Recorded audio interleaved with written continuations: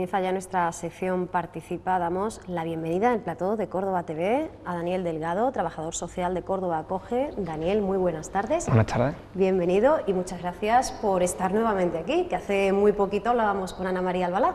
A vosotros por invitarnos siempre.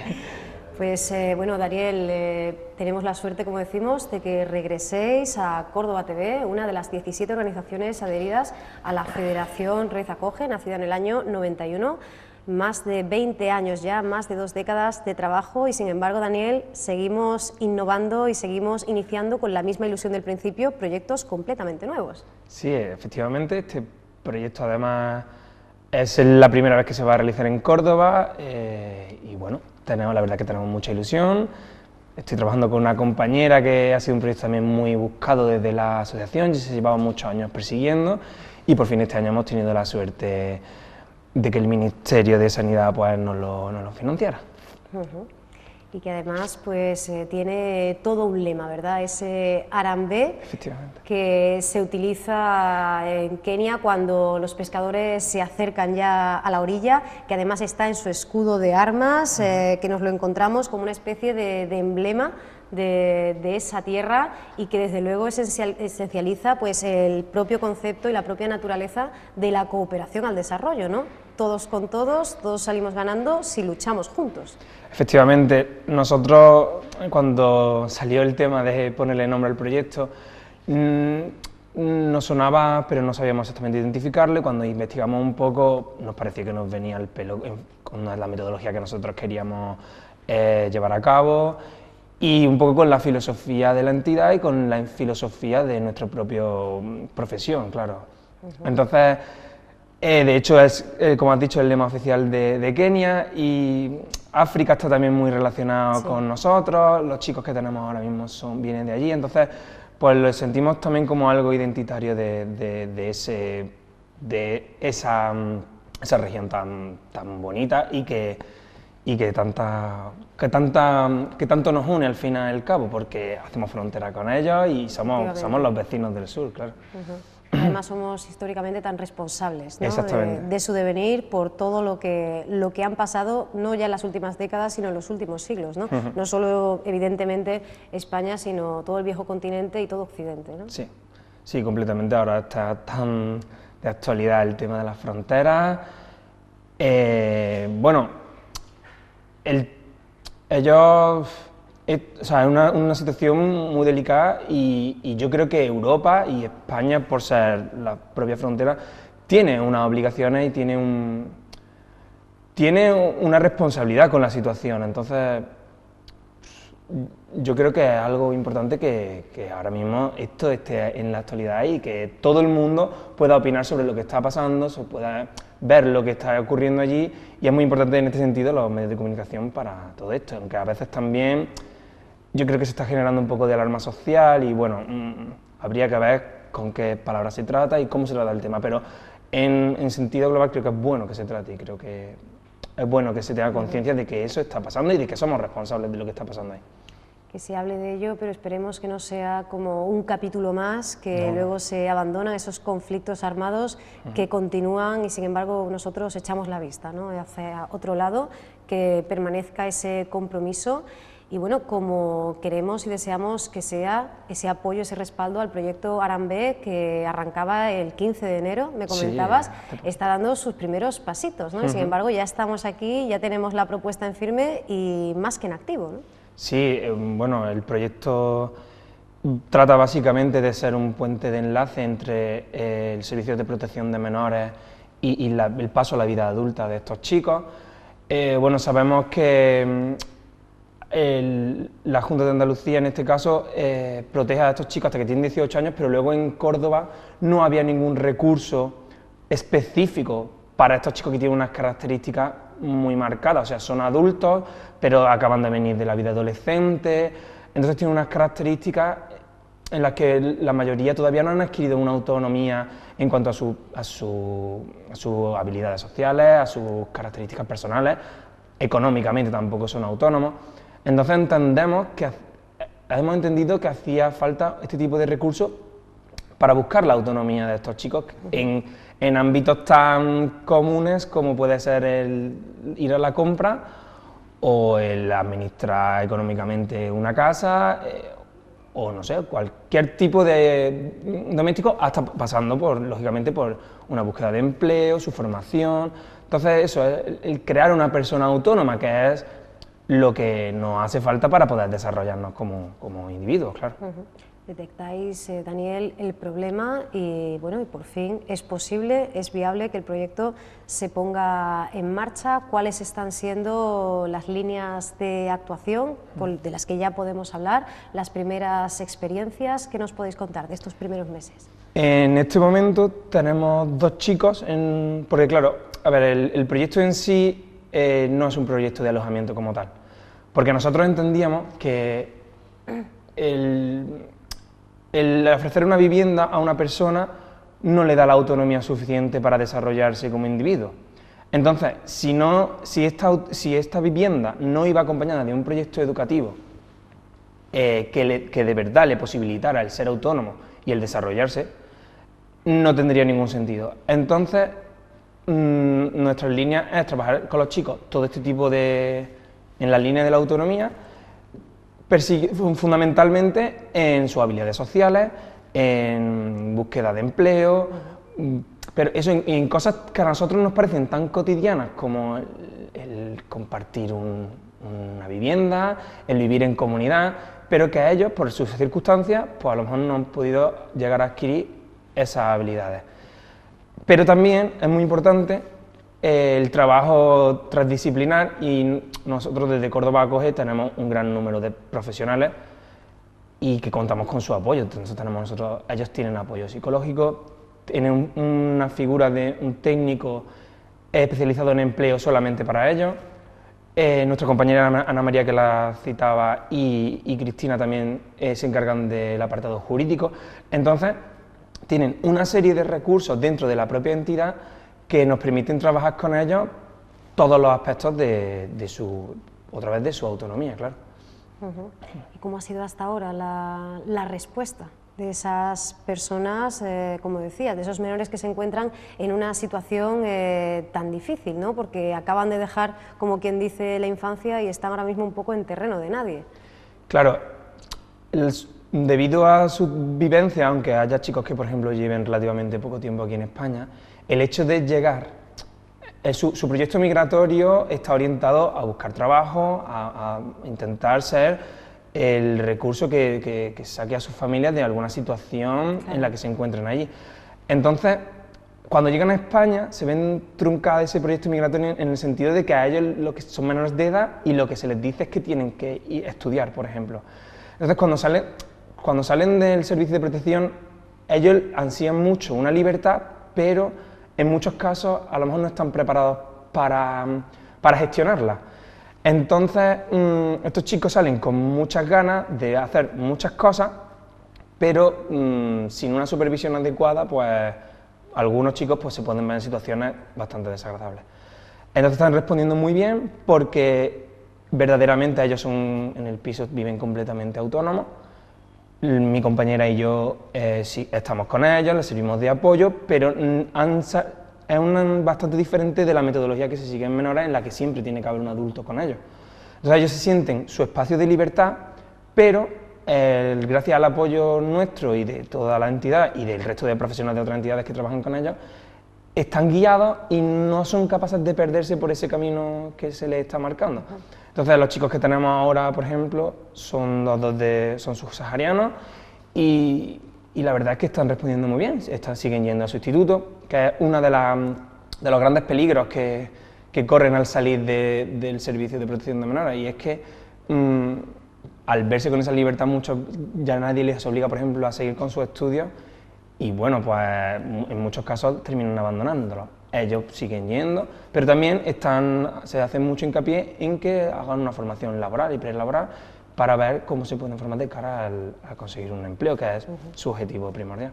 Todo un reto, ¿no?, el que tenéis por delante, Daniel, precisamente por esto, ¿no?, que me comentabas. Son chicos que, por un lado, tienen las mismas pulsiones, las mismas ilusiones que cualquier muchacho de su edad, pero, por otro, una necesidad muy acuciante, ¿no?, como ese caso, además, tan frecuente de necesito que llegue dinero, que lleguen esos medios a mi casa, a mi lugar de origen, que es lo que ha motivado esta aventura mía, ¿no? Claro, en muchos casos la presión de la familia es algo con lo que tenemos que luchar los profesionales, porque algunas veces detectas que un chico tiene una semana un poco más rara o se sale un poco de sus normas de comportamiento normales, que suelen ser adecuadas, y es a lo mejor porque están recibiendo algún tipo de presión por parte de la familia, que por otro lado pues también es comprensible, pero a nosotros nos dificulta bastante el trabajo. También estos chicos, como tú bien has dicho, tienen las mismas inquietudes que los chicos de aquí de España, de aquí de Córdoba, pero su bagaje, o sea, el proyecto migratorio y el proceso migratorio que han sufrido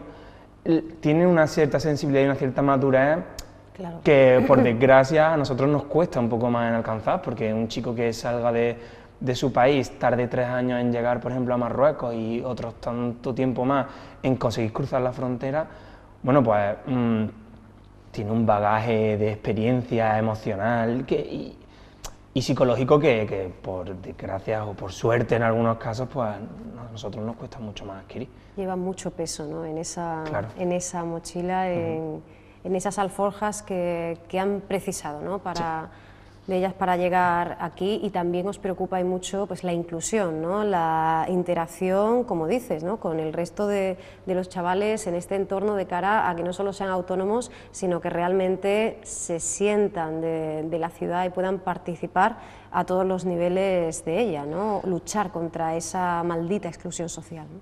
Sí, efectivamente, esa es la barrera nuestra y de cada día, pero es súper importante que incluso se llegue a eliminar el término de inclusión y se hable de integración, pero es muy complicado. Nosotros queremos poner en marcha una piececita más de este proyecto, consiguiendo que estos chicos, poner en contacto a estos chicos con chicos más o menos de su edad, de aquí de Córdoba, que sean sus arambés, que le acompañen en el proceso de la vida, también para que puedan conocer otros contextos y otras personas. El problema que nos encontramos bastante frecuentemente, que es básicamente lo que nos pasaría a nosotros cuando fuéramos a otro país, es que cuando ellos llegan a España y ya más o menos han regulado un poco su situación, tienden a agruparse entre sus mismos compatriotas, porque la necesidad nuestra como humanas, por el idioma, por las costumbres, por la cultura, tendemos a reagruparnos. Entonces muchas veces llevan aquí un determinado tiempo y no han conseguido interactuar con la sociedad, que por otro lado también les pone muchas barreras y ellos lógicamente también se sienten rechazados. Entonces esta pata más de nuestro programa lo que pretende es poner en contacto a personas de 2 culturas diferentes para que interactúen entre ellas. Y si un chico, por ejemplo, está en una asociación de juegos, por ejemplo, como hay aquí en Córdoba, pues que lo haga sentirse parte de él y lo acompañe y que lo haga un miembro más de ahí. Si a un chico le gusta ir al cine o a una chica sería su arambe y podrían compartir esta experiencia, o simplemente un fin de semana tomarse algo con su grupo de amigos. El objetivo es abrirle el terreno y que él conozca nuevas experiencias, nuevos contextos de vivencia y que luego ya pueda elegir, porque precisamente por estas barreras que la sociedad de acogida la solemos poner, pues vamos a intentar derribándolas, porque también los prejuicios se suelen derribar de uno a uno. Un grupo de personas extranjeras, pues el grupo, los prejuicios normalmente están en los grupos, pero cuando conoces a cada persona individualmente, esos prejuicios, esas barreras eres capaz de derribarlas. Entonces, bueno, pues esto sería también lo que nosotros vamos a plantear para intentar subsanar esto. ¿Y de qué periodo disponéis? Porque lo que estamos hablando es ambicioso, ¿verdad? Claro. Requiere de un día a día continuado y de toda una etapa, ¿no?, de su desarrollo vital. Efectivamente. Bueno, gracias al Ministerio de Sanidad y Servicios Sociales, nosotros vamos a poder llevar el proyecto a cabo de momento durante un año.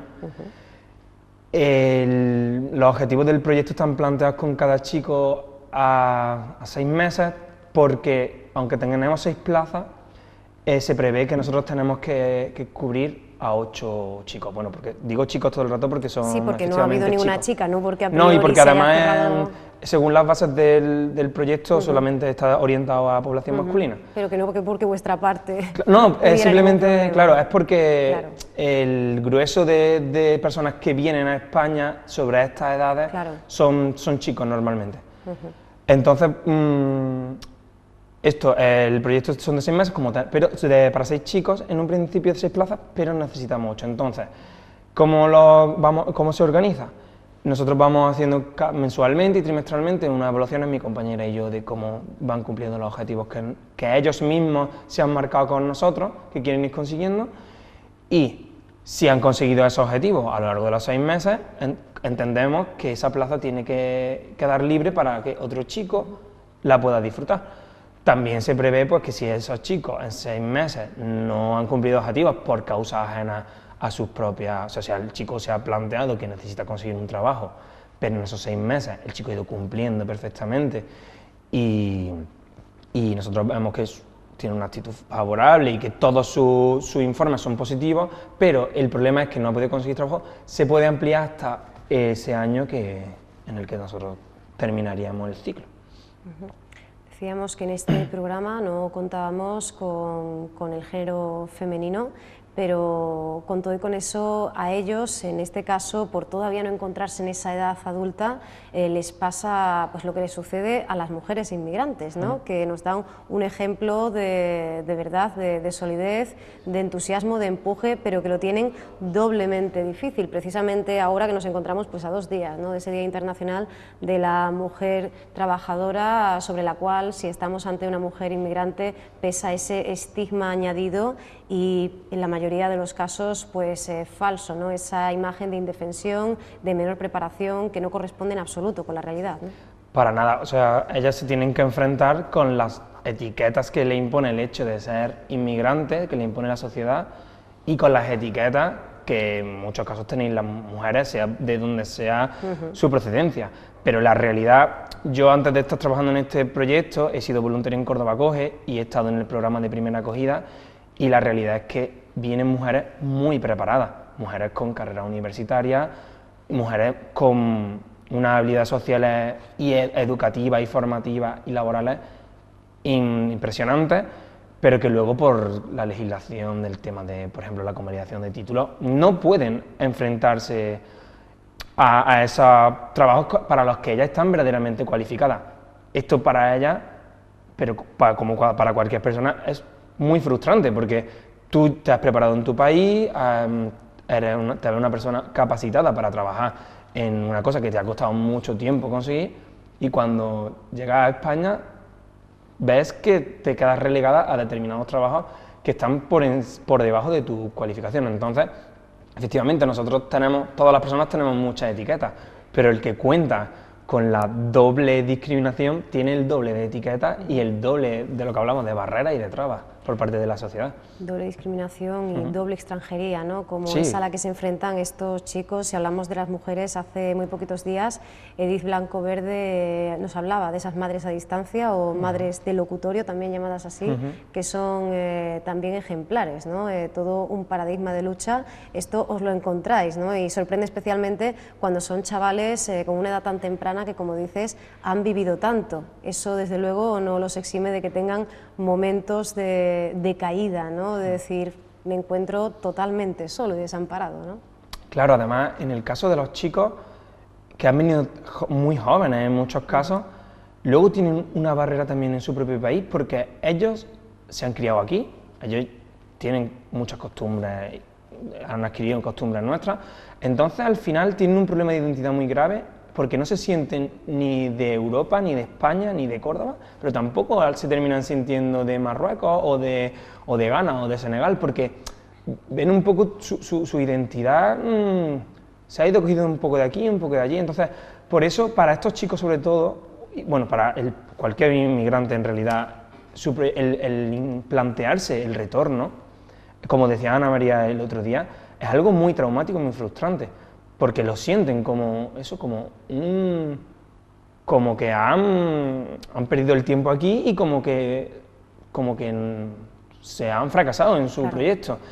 Entonces, es muy complicado porque tú algunas veces ves casos de personas o de chicos y chicas que, bueno, que a lo mejor a ellos les vendría bien volver a su país, pero ellos ya no se sienten de allí, ellos lo sienten como un fracaso, y entonces es muy complicado siquiera plantearlo. El caso de las mujeres, yo precisamente te comentaba que no teníamos chicas porque el perfil es diferente, el perfil es como el que tú comentas, una mujer adulta que viene y que es la que tira de su familia en su país, es la que consigue aquí un trabajo, es la que envía allí dinero y es la que con esos ahorros al final intenta tirar de los que están detrás de ella en su país de origen. Pero igualmente, en la situación de crisis que estamos, este tipo de perfil también de mujeres también están viendo que no encuentran trabajo, ni siquiera en los trabajos que tradicionalmente han estado desempeñando aquí en España, y que se están volviendo a plantear si se tienen que volver, con todas las consecuencias psicológicas, sociales, que eso les plantea a ellas personalmente y en su país de origen también. De ahí pues la importancia y la relevancia, la trascendencia de la labor que realizáis, de ese acogimiento desde la diversidad, y utilizo el término diversidad así con un poquito apuntándolo porque es el tema común central de los talleres que, por ejemplo, Córdoba Acoge ha puesto en marcha en este 2014, ¿no? Importantísimo, no solo el ámbito asistencial, el estar ahí, tanto para los que deciden voluntariamente irse como para los que se quedan, sino hacerlo desde ese respeto, ¿no? Desde esa horizontalidad que no siempre se ha tenido en cuenta en la historia de la cooperación, ¿no? Claro, además yo creo que es fundamental, o sea, tú estás trabajando con una persona, pero para que él te dé respuesta y él se sienta cómodo, tienes que tratarlo como un igual, ya no solamente profesionalmente, que en algunos casos cuando haces una primera acogida, la persona puede ver, bueno, pues como se puede sentir inferior, porque en el sentido de que está tratando con un profesional que le puede dar una serie de servicios y ya no solo por eso, sino muchas veces los prejuicios que tenemos desde Occidente, desde Europa, hacia otras culturas en los que nosotros nos vemos un poco por encima y que deberíamos de bajar para estar efectivamente en ese plano horizontal, y ves que al final lo que cuenta son las personas, que cada uno tiene sus diferencias, somos diversos y además es tan importante como necesario. Además, España ha sido siempre una confluencia de culturas y lo que nosotros somos hoy es gracias a un montón de culturas diferentes que han pasado por aquí, que cada una nos ha dejado un cachito de ellas y que nos han hecho saber lo que somos hoy. Completo mestizaje que se mantiene, porque entendemos que para vosotros también el aprendizaje es continuo, ¿no? Aunque vayáis en calidad, como dices, de profesionales, pero como individuos, como seres humanos, aprendéis y os enriquecéis todos los días con estos chicos en concreto, ¿no? Nosotros nos sentimos sorprendidísimos de lo que nos enseñan estos chicos, pero precisamente por lo que te he comentado antes, es que a lo mejor un chico que venga aquí con 20 y pocos años puede tener mucha más experiencia y más vivencias que yo o que cualquier profesional que se enfrente a él, o cualquier persona, no tiene por qué ser profesional de este ámbito. Y siempre, en cualquier interacción educativa, en cualquier relación de este tipo, la educación y el enriquecimiento están siempre en dos direcciones. Entonces, además sería una tontería decir que alguien enseña a otra persona sin sentirse contaminado en sentido positivo de sus cualidades personales, de su cultura y de su propia experiencia, claro. Algo que nos viene perfectamente al hilo de este mes de marzo y de ese día 21, el Día Internacional contra el Racismo, en torno al cual Córdoba Acoge quiere desplegar muchísimas actividades, además muy participativas para la gente a través de los microrelatos en Twitter, gracias a las fotografías en Facebook, para que aprendamos y reflexionemos acerca de la importancia, el peso del color de las personas. Efectivamente. No, la verdad es que estuvimos dándole muchas vueltas a cómo llamar a esta campaña o cómo plantear esta petición de participación por parte de todas las personas que quieran hacerlo, y barajamos muchos nombres, pero al final nos sirvió el propio color, que suele ser el determinante para esa discriminación, para ese racismo propiamente dicho, en ver que a las personas nos caracterizan otros colores más allá del de nuestra piel. Entonces un compañero siempre decía, vamos a pensar en lugar de en qué físicamente o biológicamente, en qué colores nos separan o nos hacen diferentes, en qué colores nos hacen iguales. Entonces, más allá del propio cuerpo, salieron pues términos como el miedo, qué color podría tener el miedo, y nos pareció muy adecuado este símil, ¿no? Además, llevamos ya bastante tiempo trabajando en el Día contra el Racismo. Para mí es mi segundo Día contra el Racismo en Córdoba Acoge, y este año estamos preparando muchísimas más actividades con la colaboración de otras entidades. Entonces vamos a tener talleres de todo tipo y animamos, la verdad, a que cualquier persona que esté interesada, desde por la mañana sobre las 10 hasta las 6 de la tarde, estaremos en la plaza de Músicos Sirjab para disfrutar y compartir ese día. Efectivamente, podremos disfrutar, por ejemplo, por poner un solo ejemplo, de ese primer torneo solidario de ajedrez contra el racismo en la sede, efectivamente, de Córdoba Acoge, calle Músicos Sirjab, número 10. Tenemos 22 plazas para esta actividad, ¿no? Así que hay que reservar, podemos hacerlo escribiendo a cordobacoge@cordobacoge.com. De todas maneras, tenemos toda la información en ese perfil de Facebook al que podemos acudir no solo para interesarnos, sino para participar con esas fotografías, porque ya esas instantáneas podemos enviarlas igual que escribiendo al hashtag, a la etiqueta no racismo, no en mayúscula y racismo en minúscula, podemos ya aportar también, ¿no?, esos micro relatos, ¿no? Ya sabemos que en Twitter contamos con hasta 140 caracteres, no, ni uno más. Cada letra cuenta, pero sí que es verdad que salen cosas muy interesantes y animamos a la gente a participar. Las fotografías también estamos recibiendo fotos muy bonitas y muy interesantes y que nos pueden ayudar también a ver otras realidades y ¿por qué no?, a pararnos a reflexionar sobre esto, sobre los colores que nos unen, más que lo que nos diferencia, claro. Bueno, pues por lo que vimos con la visita de tu compañera, de Ana María Albalá, y con esta que tú nos haces hoy, desde luego se antoja un año muy intenso, ¿no? Uno más, intensísimo para Córdoba Acoge, en este año tan especial en el que decíamos que la red Acoge se convierte en organización asesora de la Fundamental Rights Platform, donde denunciará las violaciones de los derechos fundamentales sufridos por la población inmigrante y, como decías, con una actualidad que casi os reclama diariamente. Y por ese motivo, Daniel, os agradecemos mucho que hayáis podido hacernos hueco y comentarnos, hablarnos de este proyecto Arambe, cuando todavía está de cara a la opinión pública apenas naciendo, ¿no? Sí, efectivamente. Nada, gracias a vosotros, porque la verdad es que es un lujo que siempre los medios de comunicación nos den voz, ya que nosotros estamos en la lucha siempre sobre este tema. Hacemos nuestro el lema de la campaña de este año, de este curso 2013-2014, de la Coordinadora Córdoba Solidaria. Una vez más, Daniel, tu problema es mi problema, ¿no? Efectivamente, tu problema es mi problema. Pues Daniel, te esperamos próximamente para conocer pues cómo sigue avanzando ese periodo de adaptación de estos chicos y cómo va funcionando todo ese engranaje que habéis puesto en marcha para ellos. Muchas gracias por habernos acompañado y, como decís, las puertas las tenéis abiertas de par en par, como siempre. Muchas gracias a ti. Gracias.